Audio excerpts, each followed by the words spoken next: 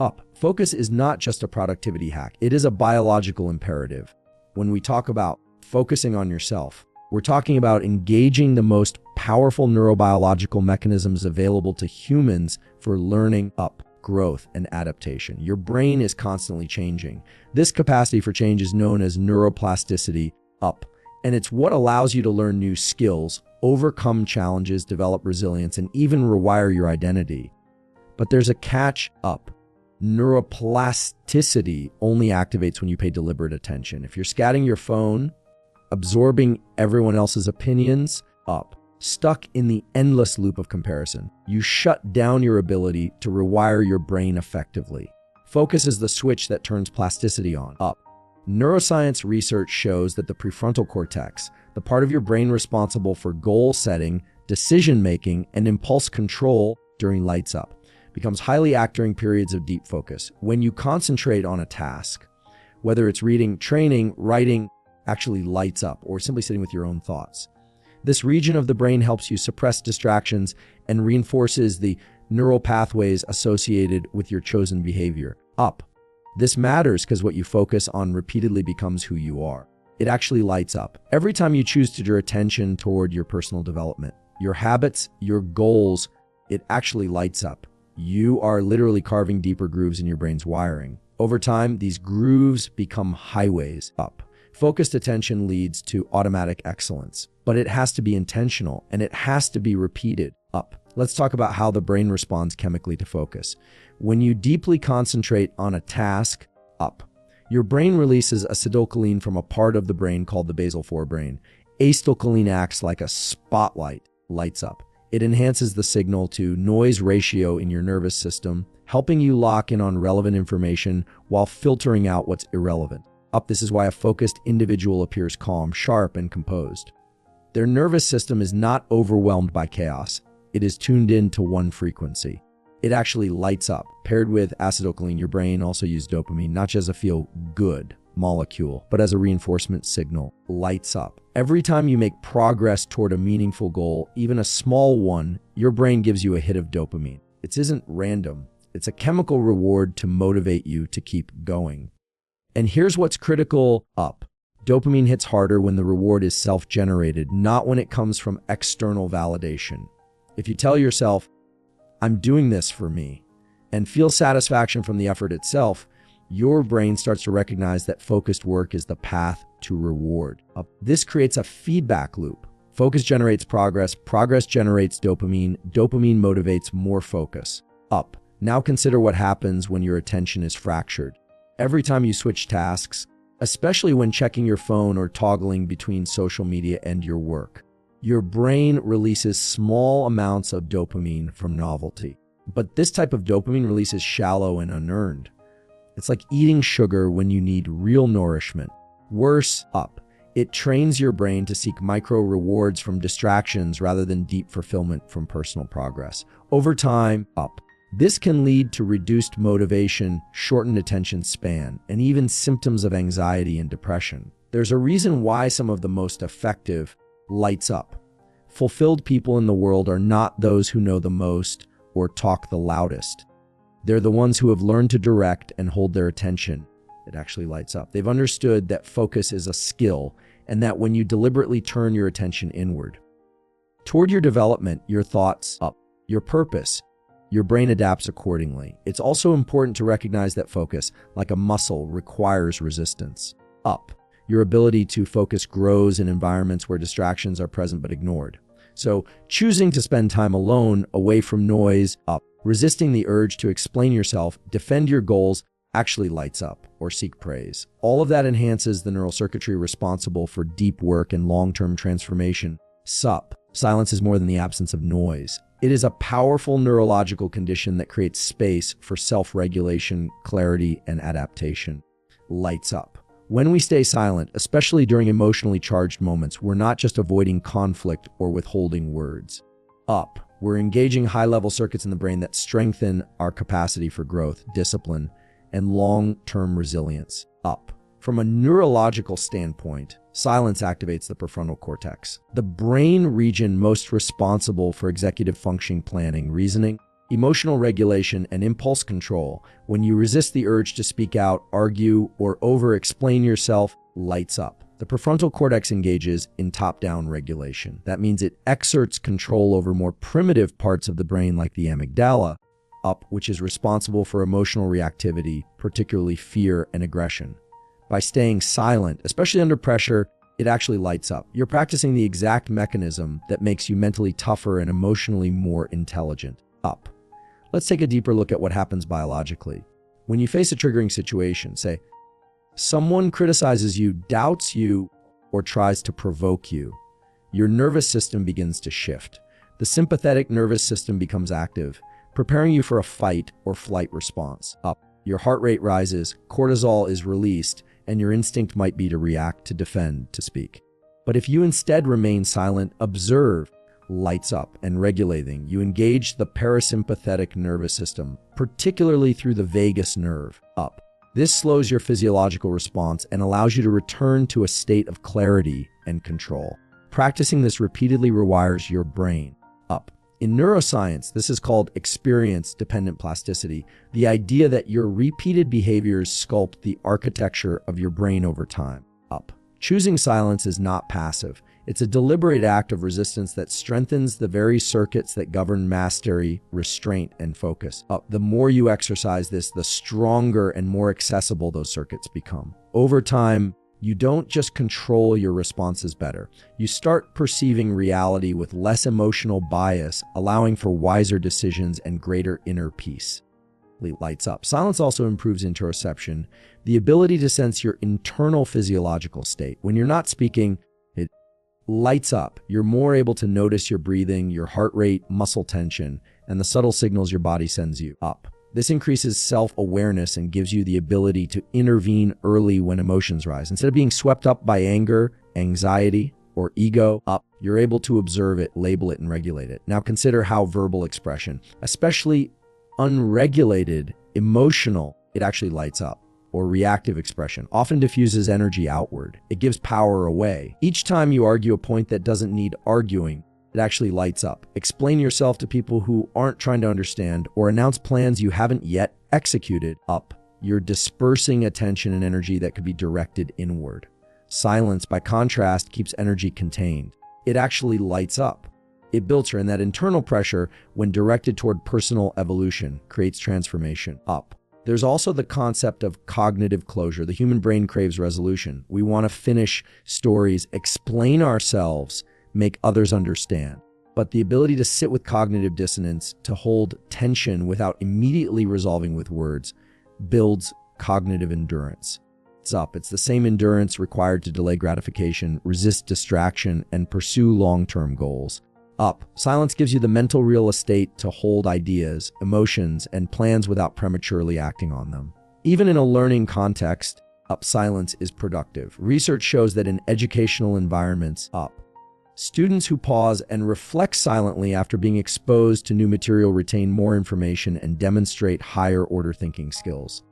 This is due to what's known as the default mode network, a set of interconnected brain regions that activates during quiet rest or introspection when you're silent and not actively engaged with external input. This network allows for memory consolidation, insight generation, and identity integration. It actually lights up. In social settings, silence is often misunderstood as weakness or lack of confidence. But in reality, it actually lights up. Controlled silence demonstrates dominance over one's own physiology. It shows that you're not reactive, not seeking approval, up, and not reliant on being heard to validate your position. It creates psychological asymmetry. When you remain calm and quiet while others escalate or react, up, you shift the dynamic in your favor. This is not about manipulation. It's about anchoring your presence in grounded self-awareness and control. Up. Dopamine is a central neurotransmitter in the brain's reward system. It drives motivation, shapes behavior, and creates reinforcement loops. Up. But most people understand dopamine as simply the pleasure chemical. In reality, dopamine is not about pleasure. It's about pursuit. Up. It's the fuel that makes you chase after goals, seek improvement, and keep going even in the face of discomfort. The source of your dopamine matters. If your brain becomes conditioned to receive dopamine from external praise, compliments, recognition, likes, applause, Then your motivation becomes fragile. It's tied to other people's approval, which is unpredictable, inconsistent, and often superficial. Actually lights up. But if your brain learns dopamine from internal progress, the act of showing up, working hard, learning up, improving, then your motivation becomes self-sustaining. You no longer need the world to validate your effort. The reward becomes the effort itself. Up. This shift from external to internal dopamine is not philosophical. It's biological. When you set a goal and take a small step toward it, up, your brain's mesolimbic dopamine system becomes active. This includes areas like the ventral tegmental area, VTA, and nucleus accumbens, regions deeply involved in motivation and behavior reinforcement. Every time you recognize your own progress, even if no one else sees it, these structures release dopamine. And with repetition, the brain learns, up, progress equals reward. Not praise, not outcome, just progress. This is how high-performing individuals maintain long-term momentum. Up. They've trained their brains to find satisfaction in the process. The workout itself becomes the win. The reading session is the reward. Up. The quiet early morning where they work while the world sleeps. That becomes the source of meaning. It's not that they don't enjoy recognition. It's that they don't depend on it to keep going. That's an entirely different neurochemical reality. In contrast, when someone becomes reliant on praise, up, their brain becomes wired for approval addiction. Each compliment, each like, up, each bit of applause gives a short-lived spike in dopamine, but it's shallow and unpredictable. Worse, the brain begins to crave it, up. It starts adjusting behavior not for growth, but for approval. And approval is rarely aligned with what's difficult or transformative. Most people won't praise you for grinding in silence. They won't applaud you for turning down a party to study. They won't notice when you choose discipline over pleasure. So if your dopamine is tied to being noticed, you'll avoid the work that actually changes you. There's also the danger of dopamine depletion. If you overconsume external rewards, whether it's social media, fast food, shallow entertainment, up, or verbal praise, you can flood your dopamine system and reduce its sensitivity. This is called dopamine downregulation. You get the same reward with less effect. As a result, nothing feels motivating anymore. You feel numb, uninspired, and easily distracted. Up. That's not laziness. It's neurochemical burnout. The solution is not more stimulation, but better calibration. Up. You have to turn dopamine to its rightful source, effort, progress, and intrinsic movement toward a goal. Neuroscientific studies show that self-directed dopamine systems lead to higher resilience and performance. When individuals learn to reward themselves for the work itself, for the showing up, not just the showing off, they display higher endurance in challenging situations. Athletes, students, professionals, up, creators. The most effective ones develop what's known as effort-based reward learning. They feel good because they tried hard. That reinforces the behavior. The brain then marks it as meaningful and is more likely to do it again. One of the most effective strategies to retrain your dopamine system is called deliberate self-rewarding. After completing a task, up, especially one that required effort or resistance, you pause and internally acknowledge it.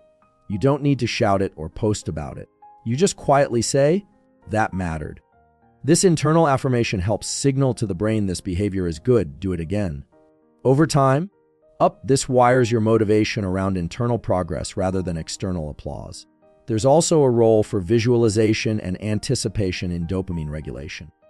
When you visualize a goal, a version of yourself you're working toward, and mentally connect today's effort with that future identity, up, the brain releases dopamine in advance. This is known as dopamine anticipation, and it can supercharge your focus. But the key is to keep the source internal. Up, the future you're pursuing isn't for show, it's for you. Your mind, your vision, your life. That keeps the dopamine aligned with true growth. Up, not artificial approval. Your brain has a finite amount of cognitive energy available each day. That energy fuels everything from decision-making to focus, emotional regulation, and memory. And like a battery, it depletes over time. Up. One of the most unrecognized but powerful forces that drains this energy is comparison, constantly monitoring how others are living, achieving, or presenting themselves. From a neurological standpoint, comparison activates networks in the brain that are meant for social evaluation. up, particularly the default mode network, DMN, and the medial prefrontal cortex. These areas are responsible for self-reflection, social awareness, up, and status processing. When these circuits are over-engaged, particularly through passive consumption, like scrolling social media or mentally ranking yourself against others, it creates a significant cognitive load. Up, the brain starts burning resources to assess threats, rewards, and social positioning that are often irrelevant or out of context. This is biologically expensive and emotionally exhausting. The problem is that your brain evolved to compare as a survival mechanism. In hunter-gatherer societies, social status could determine access to resources, mates, and group protection. Up, so your brain is wired to scan for how you're doing relative to others. But in today's world, especially in the digital age, the volume and velocity of this data is overwhelming. You can compare your body to a fitness influencer, your income to a stranger's luxury post, up, your career to someone's highlight reel, all in under 60 seconds. This hijacks the reward system and creates a distorted view of what success looks like. Up, when you compare yourself to others, especially in domains that matter deeply to you, it triggers dopaminergic responses tied to perceived loss or inadequacy. The brain interprets another's success as evidence of your own failure, even when the two have no real connection. This is known in psychology as relative deprivation. It's not about whether your life is good. It's about whether your life looks good relative to others. And that perception shapes your emotional state, up, your motivation, and even your physical energy. Comparison also weakens attentional control. Your brain has a limited bandwidth for processing information.